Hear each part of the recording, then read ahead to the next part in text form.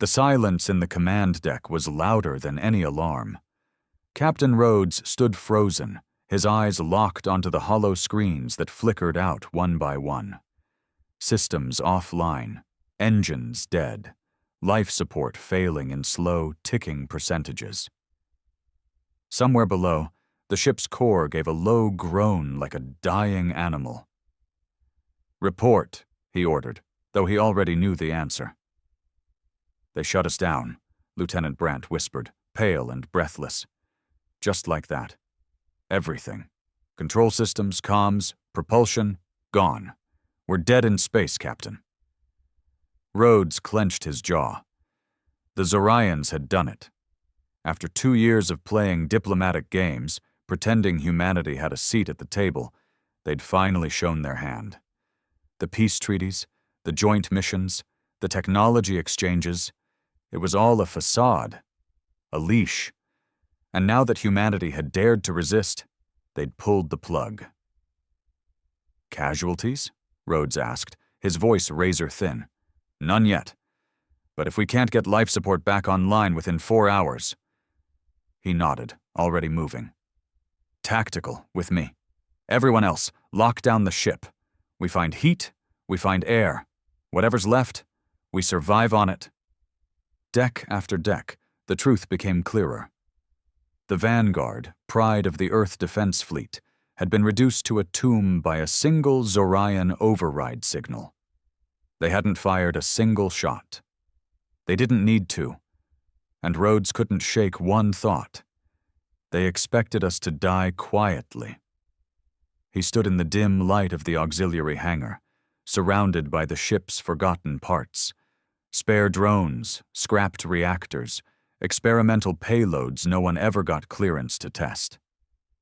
And there, half buried under protective shielding, was something that made his breath catch. "Captain," Brandt said behind him, cautious, "that's not even supposed to be on this ship." Rhodes walked up to it, a black sphere no bigger than a human heart, pulsing faintly with unstable energy. The prototype mass compression warhead. Humanity's final threat, banned before it ever saw a battlefield. One detonation, and a moon-sized object would fold in on itself, crushed into nothingness. "It was an insurance policy," Rhodes said quietly, "in case we ever needed to end a war, fast." "They wanted us to die in orbit," Brandt said. "No debris, no message, just gone." "They wanted a silent extinction," Rhodes agreed. "So let's give them something else." They couldn't move the Vanguard, not with the systems fried. But what they had was time. And a ship full of weapons, engines, fuel lines, reactor cores, all worthless now, but not useless. For the next 6 hours, the crew became scavengers, welders, architects of revenge. Rhodes directed every hand, every brain. The ship was stripped and reassembled from the inside out. They rigged the core to the prototype warhead, linked it to the reactor failsafe, built a trigger system so primitive it couldn't be hacked, a manual crank fuse and a dying man's heartbeat. And when the time came, the message was short. "To the Zoran Council," Rhodes spoke into the last working beacon. "You didn't just disable a ship. You taught us something valuable. You showed us what you fear." He paused. "We don't need fleets. We just need one broken ship, and the will to burn." The beacon shot out into deep space.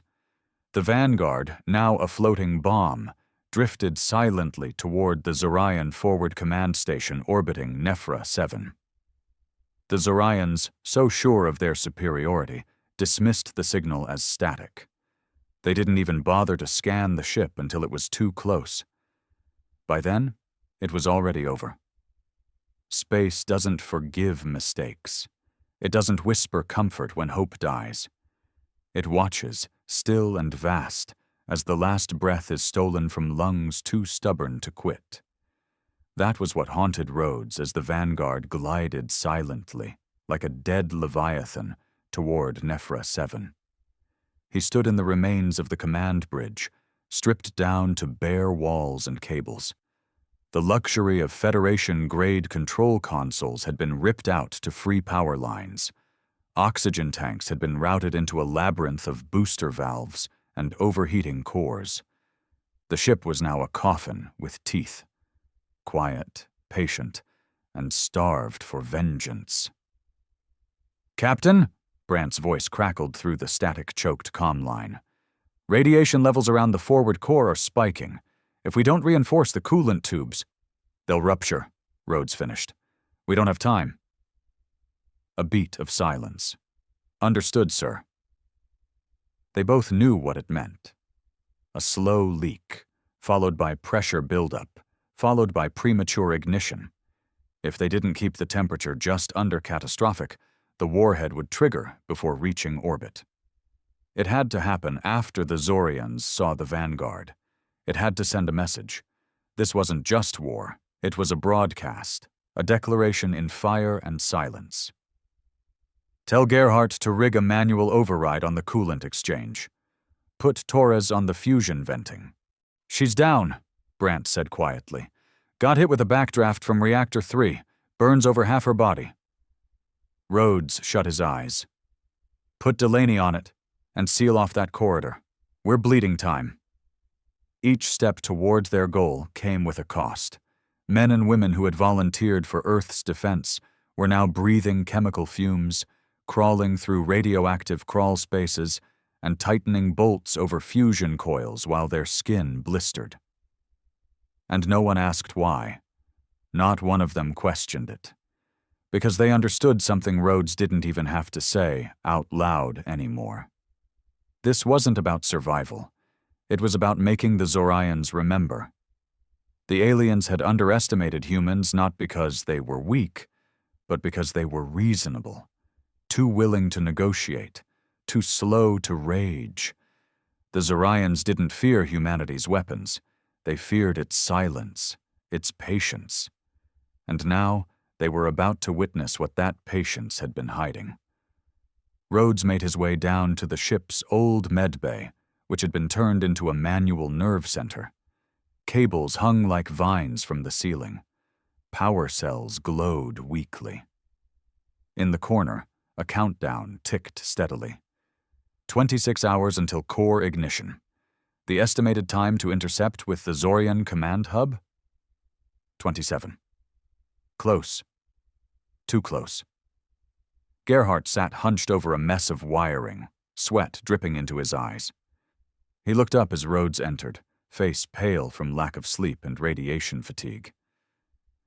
"You know this isn't going to be clean, right?" he asked. "When it blows, we won't even make dust."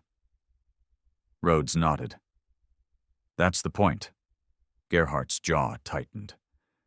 "You ever wonder if we're doing exactly what they expected, giving them a reason to finish us off completely?" "They already made that decision when they cut our systems," Rhodes said coldly. "This isn't escalation, this is punctuation." He didn't wait for a reply. On the lower decks, more bodies were being carried out. People who'd inhaled chemical fumes while rerouting the thrusters to burn in pulse intervals, designed to mimic distress beacons. The Zorans would see it as a crippled, dying ship begging for mercy. Rhodes made sure that's exactly what they saw. "Do we still have optical projection online?" he asked when he reached the external rig station. "Aye," came the voice of Jensen, the youngest tech specialist on board. "Enough juice to get a 3D hologram rolling. Should we activate it?" "Broadcast it across Zoran open channels. Put a human child in the projection. Dying, alone." Jensen's fingers froze on the keypad. "That's dark." "It's the truth," Rhodes snapped. "That's what they're making. Show them." The transmission went out 5 minutes later. A 10-second loop of a coughing child clutching a torn Earth flag, curled up in a corner of a flickering ship. It ran on repeat across Zoran feeds, bouncing between military satellites and deep space routers. The Zorans debated internally whether it was real or bait. And while they debated, the Vanguard crept closer. 12 hours remained. In the auxiliary bay, Brant was bracing the ignition column, an unstable chain of fusion rods set to cascade at the moment of impact. If the ship was intercepted, the failsafe would prevent disarming. If the Zorans boarded, even a single misstep would trigger a feedback loop. "Brant," Rhodes said, kneeling beside him, "you understand what happens if this doesn't go as planned?" "I've got a wife back on Europa," Brant murmured, tightening a torque seal. "She always said I was stubborn, but if I can buy her another 10 years to see Earth free—" He met Rhodes's eyes. "Then I'm ready." They shook hands, not as captain and subordinate, as brothers in arms. Back in the comms relay, the feed finally blinked green. "Sir," Jensen said breathlessly, "we got a ping from the Zoran outpost. They're sending an envoy ship. Intercept in 4 hours." That was earlier than expected. Rhodes felt the blood drain from his face. "They're going to try to board us," he said flatly. "They think we're salvageable." "We could detonate early," Brant offered. "Right when they dock."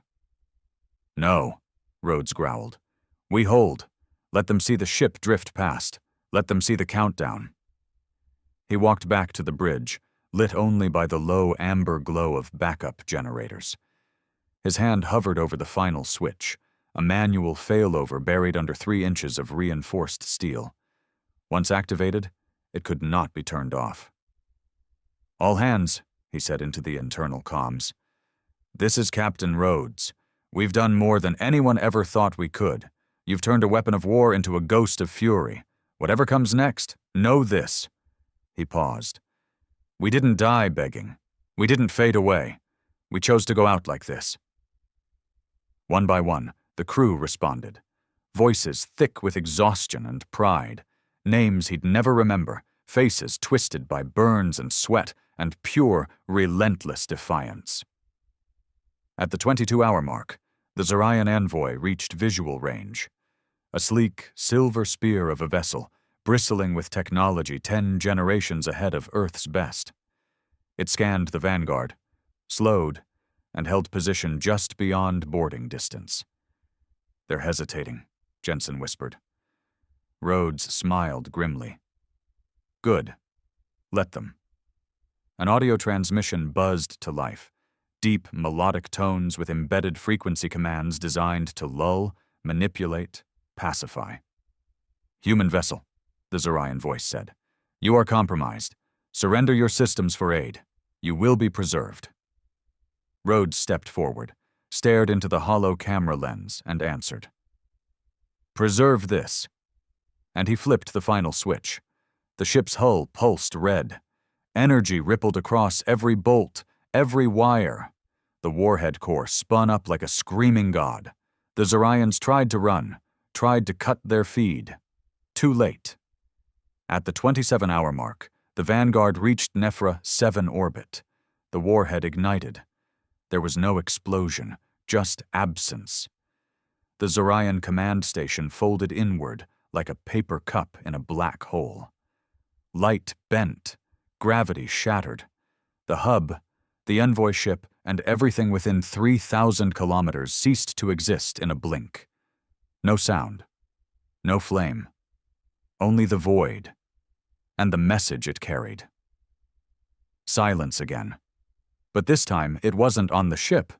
It was out there, in the vacuum, across Zoran space, across intercepted frequencies and diplomatic channels, across the black expanse where their command station used to orbit.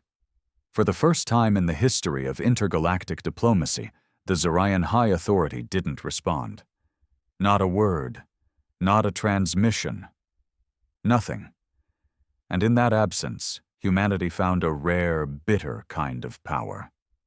On the dark side of Jupiter's third moon, a listening post caught the edge of the explosion, a ripple in gravitational patterns that nearly collapsed its orbit. The crew stationed there, barely out of training, thought they'd witnessed the birth of a new star. But when the data arrived at Central Command back on Earth, the truth struck like a hammer. The Vanguard, presumed dead, presumed hijacked, had delivered a payload capable of annihilating a military hub that was said to be invincible. When the decrypted signal was finally patched through, Captain Rhodes' message played on loop across every secure Earth defense channel. "You didn't just disable a ship, you taught us what you fear." It wasn't a declaration of victory. It was a threat, a reminder, the kind of thing you send not to start a war, but to end the idea of one. But Rhodes didn't see any of that. He lay half-buried under the wreckage of the auxiliary deck, breathing in the sickly taste of melted circuitry and ammonia. He hadn't expected to survive the blast wave. None of them had. The ship had torn itself apart as designed, the prototype warhead consuming its own casing in the collapse field. And yet, here he was, trapped in the bowels of the broken beast. His comms were dead. His leg shattered. He could feel the bone grinding when he shifted. The air was thin, stale, laced with acid from leaking coolant. Every breath felt like swallowing needles. But he was alive. "Captain Rhodes," a faint voice called out, filtered and distant through some unseen speaker. His heart jumped. "Brant?" he croaked, his throat raw. "Brant, that you? I thought you were vaporized." "Not yet." Rhodes coughed, blood flecking his lips. "What's your status?" "Trapped in Section G. Reinforced plating held. Minimal breach. Oxygen's holding? For now." Rhodes leaned his head back against the scorched wall and exhaled shakily. "What's left of the ship?" "About 20%. Mostly stern section. Core's gone. We're debris." "And the Zorans?" Brant's voice dipped into something colder. "Gone. The station's not even dust. The envoy ship wiped off the grid. We did it, sir." The silence between them hung like a thread pulled too tight. "Yeah," Rhodes said after a moment. "We did." But victory wasn't clean. It never was. Outside their broken vessel, debris floated like ash, chunks of Zorian alloy, twisted in impossible shapes by gravitational collapse, glittered like dying stars. The remnants of their own ship spun alongside it, burned hull fragments, dead wiring, corpses frozen in the exact moment death took them. They hadn't won a battle. They'd started a legend. Back on Earth, the political reaction was immediate and divided. The Council of Planetary Diplomacy condemned the act as unprovoked escalation. Earth's representatives claimed they had no knowledge of the warhead. Defense Minister Karen publicly disavowed Rhodes and the crew, stating that the Vanguard must have been corrupted by rogue AI or internal rebellion. But the people? The people knew better. The footage of Rhodes's broadcast, the hologram of the child, the final words, circulated in underground forums and shadow feeds. Protesters painted his face on buildings, calling him the Revenant. Soldiers began whispering about the Vanguard like it was a ghost ship sent from Earth's own fury. And the Zorians? Still nothing. Not a fleet. Not a message. Not even retaliation. Which made everyone uneasy, because the Zorians never stayed quiet. Inside the remains of the Vanguard, Rhodes and Brant patched together life from garbage. Oxygen converters rigged to backup batteries. Radiator plates used to distill water. They rationed protein paste from sealed emergency rations and took turns rotating through the least exposed compartments. Every hour, they checked for signals. Every day, they prepared for death. On the 6th day, Rhodes woke to Brant pounding on the bulkhead near Section E. "Signal!" Brant shouted. "Repeat, Earth-based signal just bounced off our debris field." Rhodes dragged himself toward the panel, vision blurry. "You sure?" "Positive. Encrypted using E-class protocol. Old school." That meant it wasn't the military. Only one group used that encryption anymore.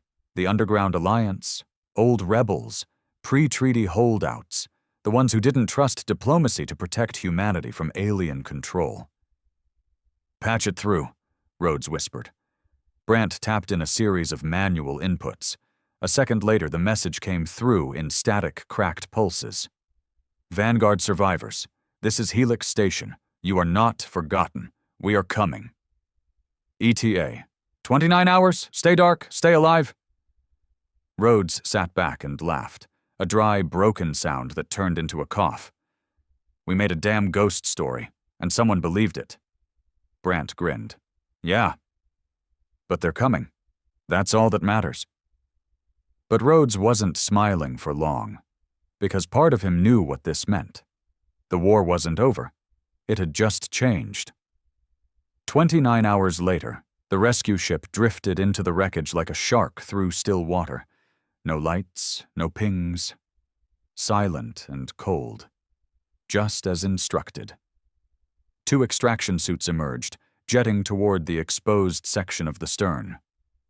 Rhodes was barely conscious by then, vision clouded with fever and blood loss. He remembered only flashes, the hiss of a decompression chamber, the warmth of oxygen-rich air, voices muffled behind sealed masks. Get him under. He's crashing.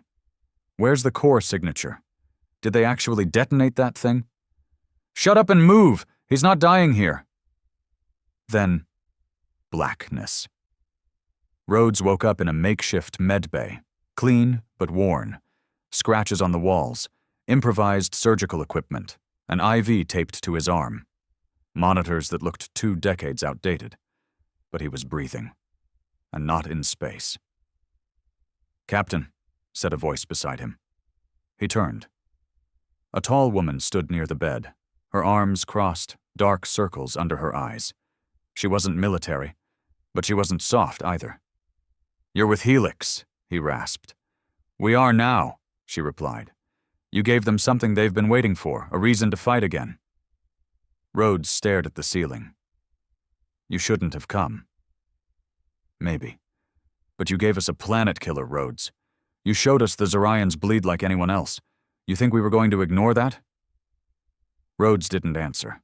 His leg throbbed under layers of bandages.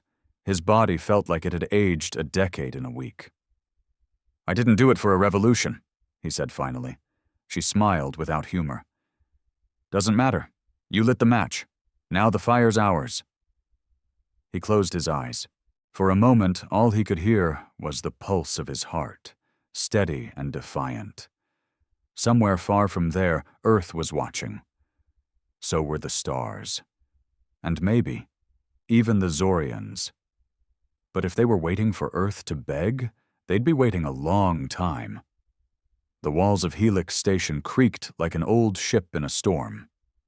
It wasn't built for long-term habitation, more like a forgotten outpost patched together from old mining frames and scavenged starship hulls. But in the aftermath of what Rhodes had done, it had become something else. A shrine, a command post, a spark. Rhodes sat in a dim chamber near the core of the station, his wounded leg elevated and bound in a pressure cast. Every time he moved, pain flared like hot wire pulling through bone. He refused the sedatives. Pain was a reminder he was still in the fight. He had too much blood on his hands now to retreat behind a morphine veil. Across from him stood Cora Vale, the woman who had led the Helix extraction. She wasn't a soldier in uniform, but she carried herself like someone who had seen more war than most generals. Her eyes didn't blink much. She had the look of someone who didn't sleep unless she had to. You've been quiet since we got you out, she said. Rhodes met her gaze. Because I'm watching. She arched an eyebrow. Watching what?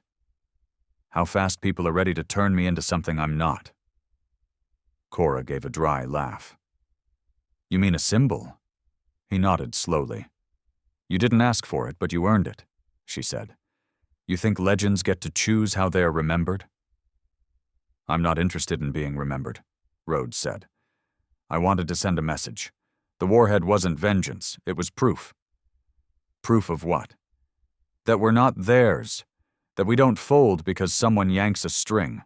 That if you back us into a corner, we'll claw our way out with teeth and bone if we have to. Cora leaned back against the wall. You did that. Now they're listening. Earth is a mess. Half the population thinks you're a war criminal. The other half wants your face on currency. I'm not interested in Earth politics. Good, because that's not the fight anymore. That got his attention. Cora activated a dusty, hollow projector on the table. A rough star map glowed in the space between them. Dozens of red points blinked across it. Zorian command outposts, patrol sectors, intelligence relay nodes. They didn't retaliate because they're not used to losing, she said.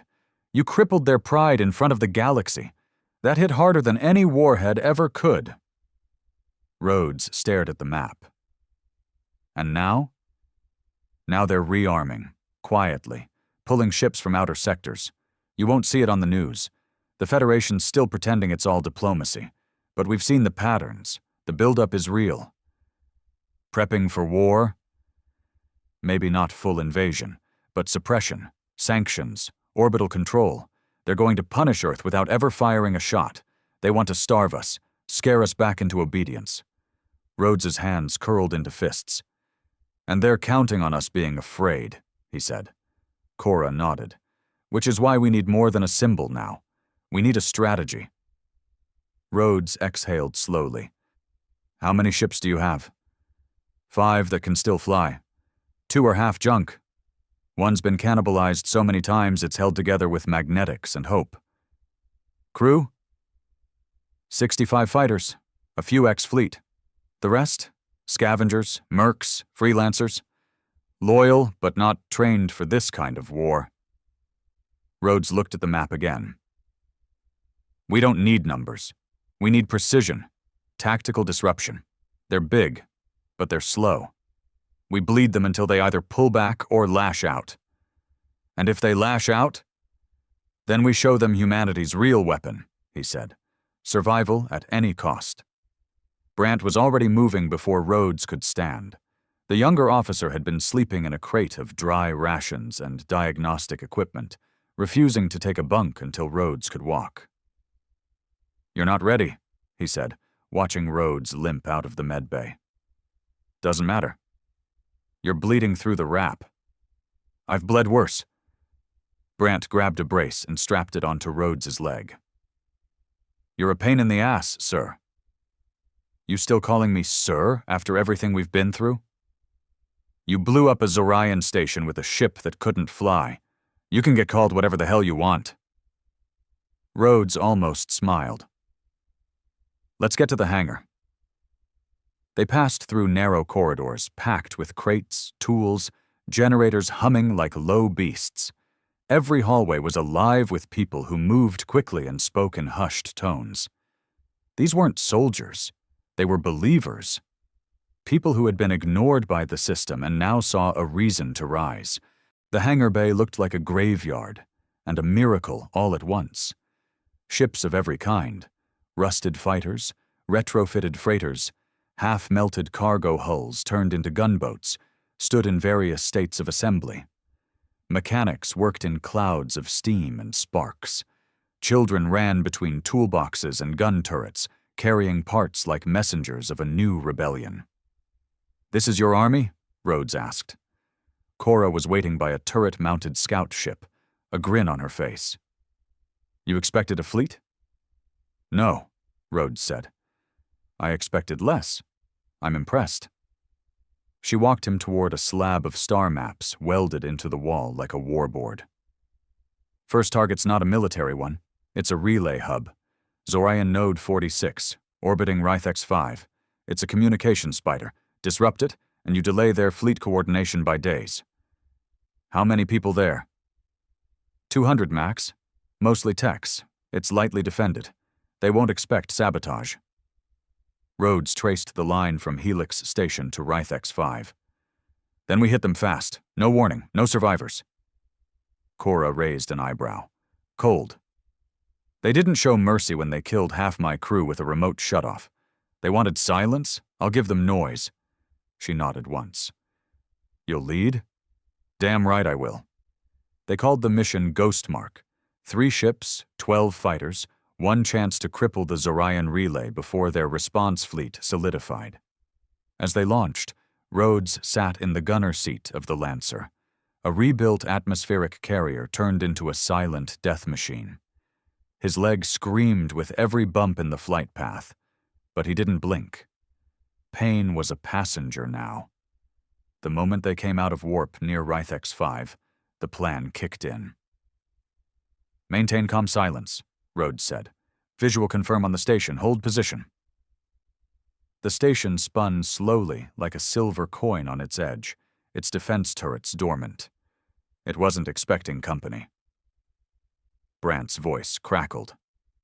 "We've got a clean vector on the main comms array. What's the order?" "Hit the array, then burn the reactor. We're not here for hostages." Lasers lit the void, striking with surgical precision. The array exploded in a bloom of orange flame. Sirens screamed inside the station, audible through leaked comms.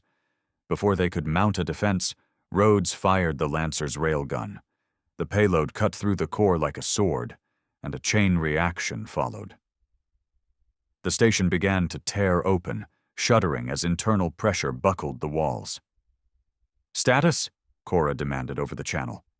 "Relay's gone," Rhodes said. "We're pulling out. Mark this one a ghost." As they slipped back into warp, Rhodes didn't celebrate. He just watched the fragments of the relay station disappear behind them like ashes in the dark. That was only the beginning, and he knew it. The attack on Rhythex 5 shattered more than just a relay station. It split the fragile balance that held the galaxy in diplomatic deadlock. Within hours of the explosion, encrypted Zoran channels flared to life like wildfire. The High Authority didn't release a statement, didn't ask for talks. But movement across their inner systems confirmed what Rhodes had feared all along. They weren't going to negotiate. They were going to retaliate, but not with fire, with pressure. The Zorans controlled nearly 70% of the galaxy's deep trade lanes. Within 12 hours of Rhythex 5's destruction, they froze Earth's supply routes. Every corporate convoy headed toward Earth or its colonies was rerouted, halted, or dismantled. Shipments of critical tech, foodstuffs, reactor cores, all held in orbit under threat of seizure. Earth's orbital traffic went dark with silence and fear. And still, Earth's governments said nothing. They didn't denounce the Zorans. They didn't defend Rhodes or the Vanguard survivors. Instead, they offered them up like meat to calm the wolf's growl. A joint communication from the United Earth Coalition labeled Rhodes a rogue military actor. The Federation issued a soft-spoken apology for the unauthorized detonation of high-threat ordnance.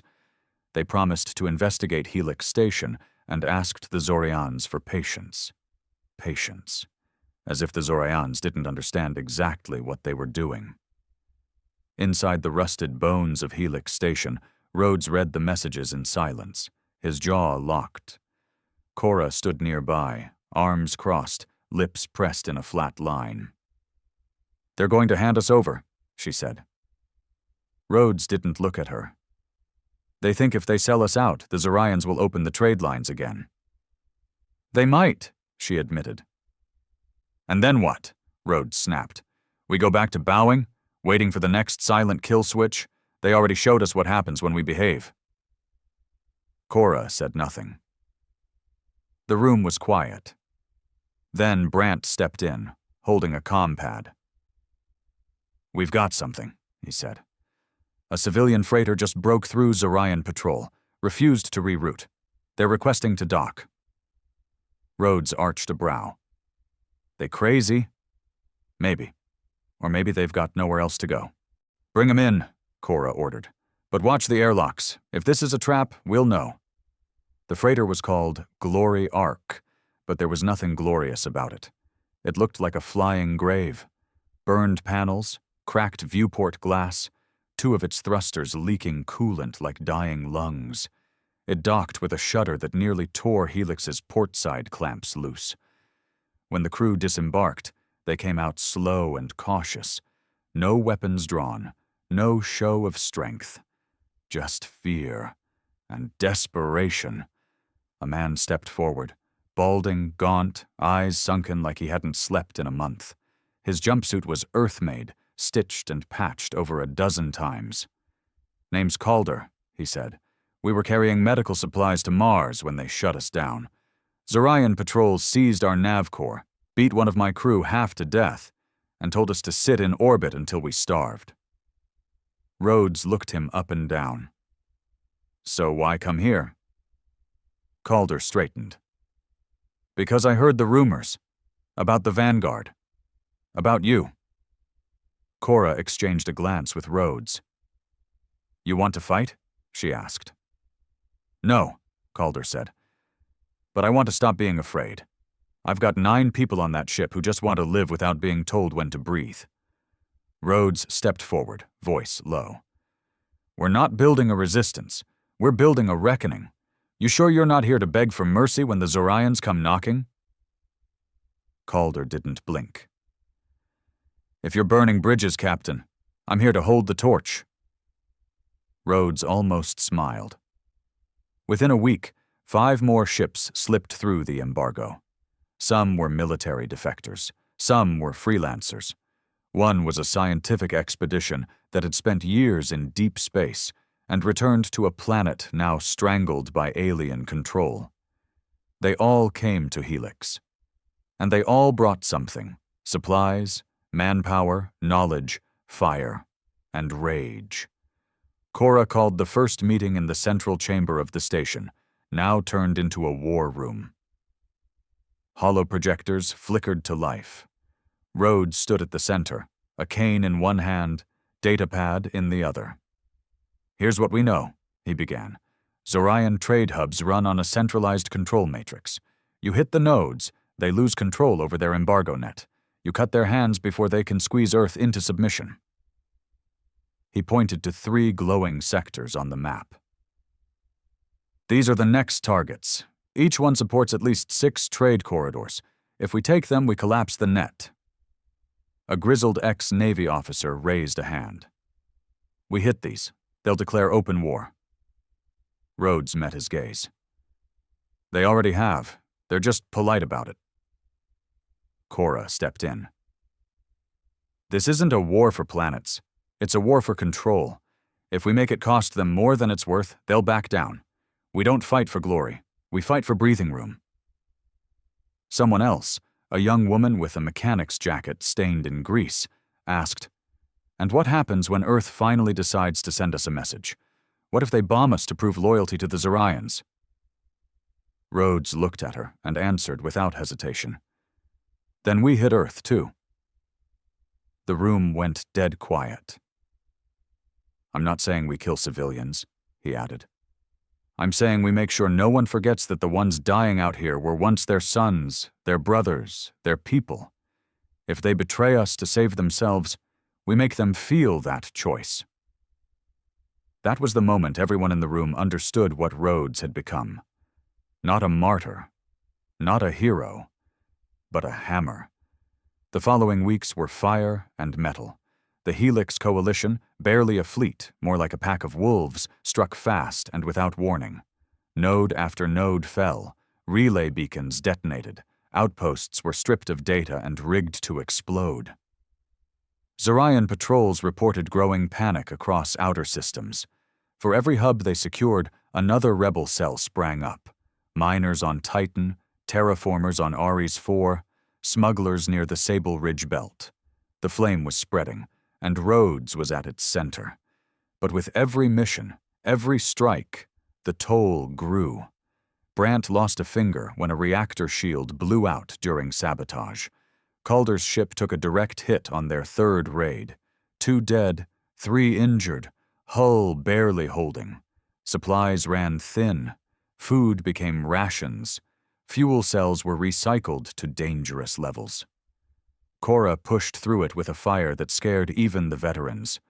But Rhodes saw the lines deepening on her face, the sleep she never took, the way she stared at the names of the dead long after the others had left the memorial logs. She was breaking. So was he. but there was no turning back. One night, after the destruction of Node 19, a sprawling orbital dockyard that lit the night side of a gas giant with its explosion, Rhodes sat alone in the engine room of Helix, staring at a datapad. On it, an old message he hadn't deleted, a video clip. His crew, the original Vanguard team before the shutdown, laughing, playing cards, eating rehydrated eggs and complaining about training drills, faces now buried in vacuum and ash. He watched it 3 times before turning it off. Brant found him there and sat beside him, quiet. "They still matter," Rhodes said without looking at him. "They always will. We're doing this for them, right?"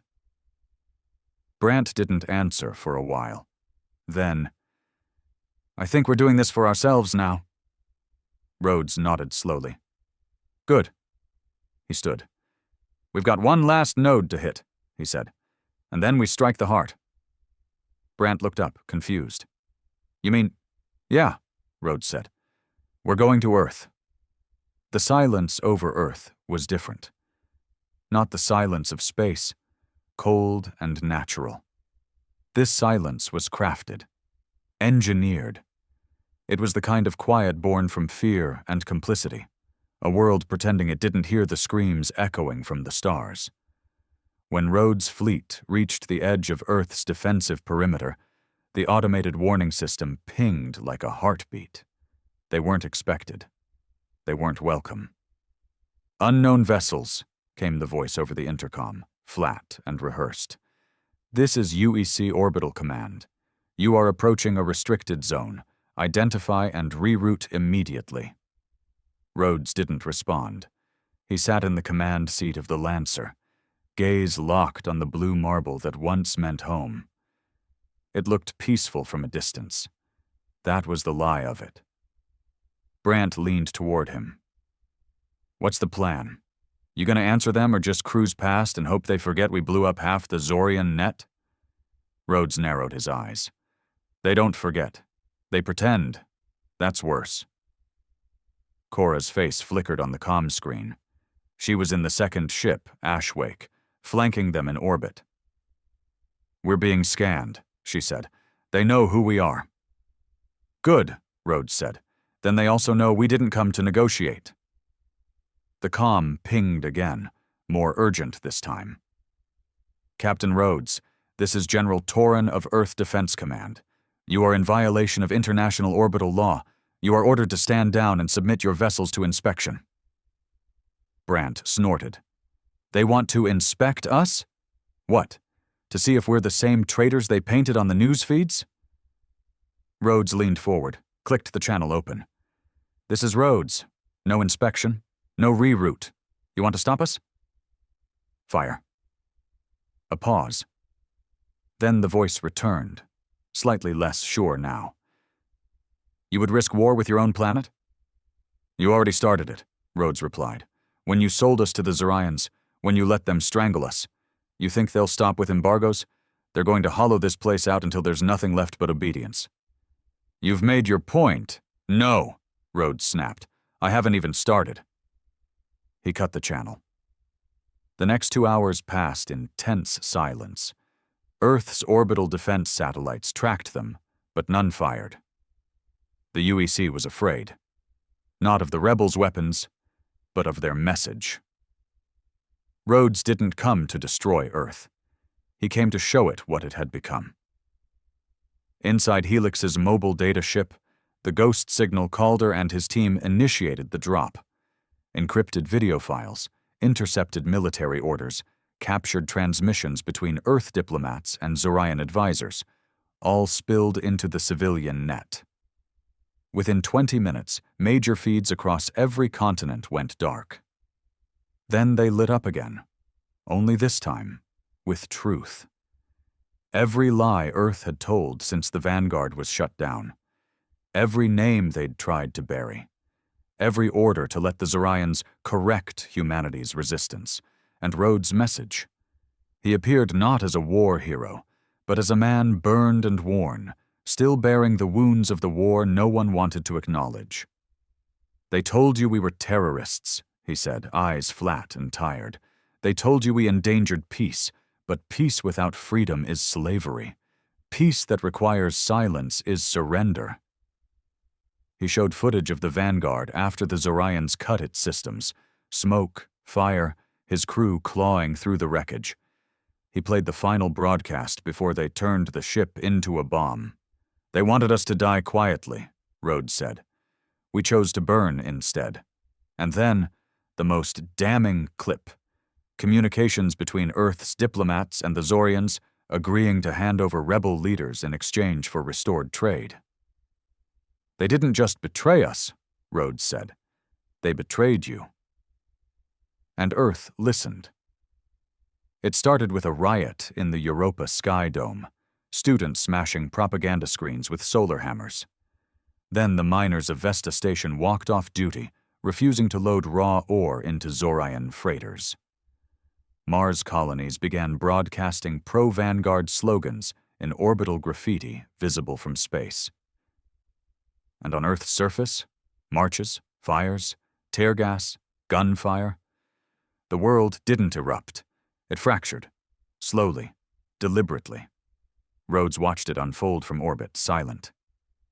You're breaking everything, Brant said quietly. No, Rhodes answered. Everything was already broken. I'm just showing them the cracks. Cora pinged him from the ash wake. They're sending up a delegation ship. Civilian flagged, white hull, no weapons. Rhodes's eyes narrowed. So they want to talk now. They're scared. Let them be. But he didn't refuse the meeting. The delegation ship docked with the Lancer's mid-hold. A single figure stepped out. Older man, dressed in civilian garb, but wearing the face of bureaucracy like armor. Captain Rhodes, he greeted. I'm Elias Corvin, sent by the UEC. Rhodes stiffened.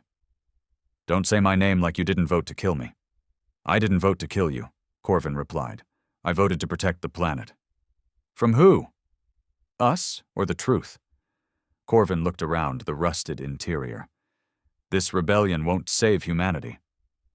Rhodes stepped forward, close enough to smell the sterility clinging to the man's suit. It already has, because people are fighting back. For the first time in decades, they're not begging for permission to survive. Corvin's voice tightened. You detonated a weapon of mass collapse. You killed thousands. You've destabilized our treaties. They weren't treaties, they were chains. And what are you offering instead? Endless war? Rhodes didn't blink. I'm offering something simple, a message that the next time someone tries to erase us, we don't wait for permission to resist. Corvin stared at him for a long moment. What do you want? Rhodes said it without hesitation. Broadcast a formal declaration. Admit what you did, what you allowed. Free the data feeds. Let the people see what's been hidden. And if we don't? Rhodes smiled coldly. We don't need to drop bombs. We'll drop the truth, every day, to every screen, until no one trusts your words again. Corvin swallowed. You'll collapse civilization. No, Rhodes said. I'll force it to evolve. Corvin left without another word, and Rhodes returned to his command seat, because the war hadn't ended. It had only changed its shape. The Earth didn't fall in a day. It cracked first, then buckled, then started bleeding pieces of itself into space. The broadcast Rhodes forced onto the global feeds didn't just expose betrayal, it ignited something deeper, something generations of diplomacy and planetary pride had buried under polished speeches and staged peace talks. It reminded people they'd been passengers in their own story for too long. In New Berlin, military officers laid down arms and joined civilian protests. In Johannesburg, orbital drop units defected and helped rebels disable a satellite relay used for Zorian surveillance. By the time the rebellion reached the lunar colonies, local officials were openly dismantling Earth-aligned comm towers and replacing them with Helix net transmitters. The fire was spreading, but fire, left uncontrolled, consumes everything, even those who start it. Earth's Western Orbital Defense is reassigning assets, Cora said, voice grim over the command channel. They're pulling ships back from Mars and shifting them toward the inner belt. Looks like they're expecting us to press harder. Rhodes sat at the center of the Helix command deck, his injured leg strapped into a mobility harness, eyes locked on a flickering display of Earth's orbital defense array. "They're not bracing for us," he said. "They're bracing for collapse." "They should be," Brandt added, stepping into the room with a data slate. "We just confirmed 37 colonies are now flying Helix-linked banners, and 3 Zorian garrisons have been overtaken by their own human auxiliaries." Rhodes didn't respond immediately. He leaned forward, elbows on the table, watching as the icons shifted on the screen. Alliances changing, sides crumbling, and a new symbol rising in the noise. The mark of the Vanguard, a broken ship wrapped in flame. It had started as graffiti on a forgotten station wall. Now, it was a warning. "You don't win a war like this with momentum," he said finally. "You win it with clarity." Brandt frowned. "Meaning?" "People follow us now because we're loud, because we hit back. But soon they're going to want more than revenge. They're going to want leadership, stability. A path. You mean politics," Cora muttered, clearly unimpressed. Rhodes nodded. "And someone's going to try and twist this into exactly what we fought against." "You think Earth will install a puppet leader?" Brandt asked. Rhodes shook his head. "Worse, I think someone on our side will." That was the problem with rebellion. It always created the next tyrant, waiting for their turn to wear a better mask. He was proven right 3 days later. The fleet was docked in low orbit around Foros Station, a neutral civilian trade node that had quietly aligned with Helix forces. Rhodes was reviewing new intelligence when Cora barged in with a glare that could melt steel. "We've got a problem," she said. Rhodes didn't flinch. "Another blockade?" "Worse. One of ours just declared a new command authority." He looked up sharply. "Who?" "Colonel Maris. Used to run Logistics Sector 8. Had a small detachment during the Mars riots. Says Helix leadership is compromised and that we've strayed from the original vision of human sovereignty." Rhodes stood immediately, despite the flare of pain in his leg. "He declared this publicly?" "Posted it across Helix relay bands. Claims you've become a cult leader. That your methods threaten any chance of diplomacy." Brandt joined them a minute later, datapad in hand. "He's got a fleet of 8 ships, 2 of them military grade. I ran the signatures. They were stolen from the UEC's pullback zones." "Does he have support?" Rhodes asked. "Small pockets, disillusioned officers, political holdouts who want to negotiate from strength with the Zorans." "He's trying to sanitize the war," Rhodes muttered. "Use our blood to buy his own seat at the table." Cora's voice darkened. "What do we do?" Rhodes didn't hesitate. "We cut him out before he poisons the core." The confrontation happened near the Naris belt, an asteroid cluster where Maris's fleet had anchored to begin spreading his unified directive.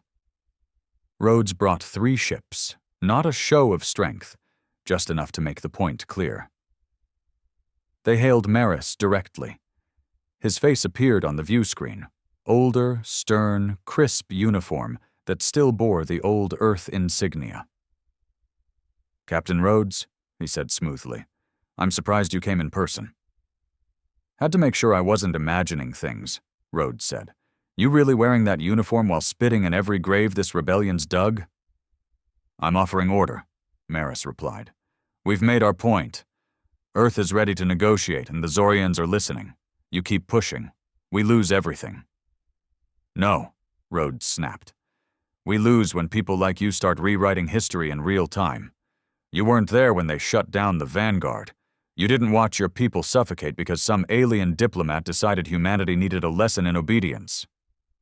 I read the reports, Maris said, and that's the difference between us. There was silence between them, one built not on respect, but contempt. Then Maris said it. Step down, publicly, hand over Helix Command and let the rest of us salvage what we can. Brant inhaled sharply. Rhodes just stared at him, unblinking. You want my position? He said coldly. Come and take it. Then he cut the feed. The first shot came from Maris's side. Standard magnetic artillery, but aimed wide, like a warning. Rhodes didn't return fire. Not yet. Instead, he broadcast across every Helix channel. Colonel Maris has abandoned our cause. He would trade our dead for a handshake and a seat at a poisoned table. Let this be a reminder. This rebellion is not a ladder. It's not a brand. It's a promise. And promises bought with blood don't get broken. Then he ordered the counterstrike. Cora led the assault, flanking Maris's ships with 2 cloaked skirmishers. Brant launched a barrage of disruptor mines into the asteroid field, forcing Maris's fleet to break formation. Within 10 minutes, 2 of his ships were disabled, and a third was burning. Rhodes hailed him one last time. Maris, surrender. You get no martyr's death. But the colonel never answered. His ship detonated mid-transmission, taking him and 3 officers with it. The message was clear. There would be no mercy for traitors. After the dust settled, Rhodes returned to Helix Station, where Cora found him standing in the observation deck, staring down at Earth again. They're calling it the Helix Schism, she said. Good name, Rhodes muttered. Sounds almost poetic. They'll say you're out of control, that you turned on your own. I did turn on my own, because they stopped being what we fought for. Cora looked tired. What now? Rhodes didn't answer right away. Then he looked over his shoulder. We build what comes next. Not a government, not a replacement system. Something new, something human. You think people are ready for that? No, Rhodes said. But they weren't ready for a broken ship to kill a planet either. She didn't argue, because deep down they both knew what had started couldn't be stopped anymore. The question wasn't who would win. It was who would survive long enough to decide what came next. The war didn't end with a bang. It ended in silence, just as it began. But this silence was earned, not imposed. It began when the Zorans blinked. They didn't send fleets, they didn't issue threats.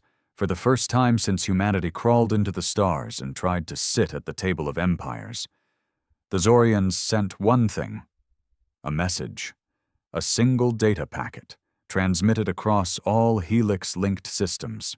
Rhodes stood in the central chamber of Helix Station, surrounded by his commanders, Cora, Brant, Calder, and dozens of others who had bled for the right to even be there. The packet was playing on loop, translated from layered Zoran thought patterns into crude human speech. You have made your species known. We respect survival. We will reevaluate your status. The sanctions end. Your territories are yours. We will not engage further, unless invited. The message was short. No apology, no emotion, just a statement of fact. Rhodes didn't cheer, neither did anyone else. They all just stood there, absorbing what had just happened. After a long moment, Brant whispered, We won. Cora replied without turning. Number we outlasted them. And that was the truth. They hadn't won because they overpowered the Zorans. They hadn't outmatched their fleets or out-engineered their weapons. They'd simply refused to die. Rhodes turned off the screen and faced the room. It's over. The room remained quiet. Some of the rebels looked relieved. Others looked lost, like soldiers waking from a long fever dream, unsure of what peace meant anymore. Calder cleared his throat. So, what now? Do we go back? Back. The word hit like a punch. Back to Earth? Back to governments that betrayed them? Back to a system that would rather bury the truth than confront it? No, Rhodes said. We don't go back. We move forward. He walked to the central table, where a new star map had been etched into the steel. Sectors claimed, territories held, colonies freed, and systems left untouched, waiting. This rebellion wasn't about power, he continued. It wasn't about trading one master for another. It was about reclaiming choice. So that's what we give people now. Choice. Brant nodded slowly. No central command, no ruler, just systems that decide their own future.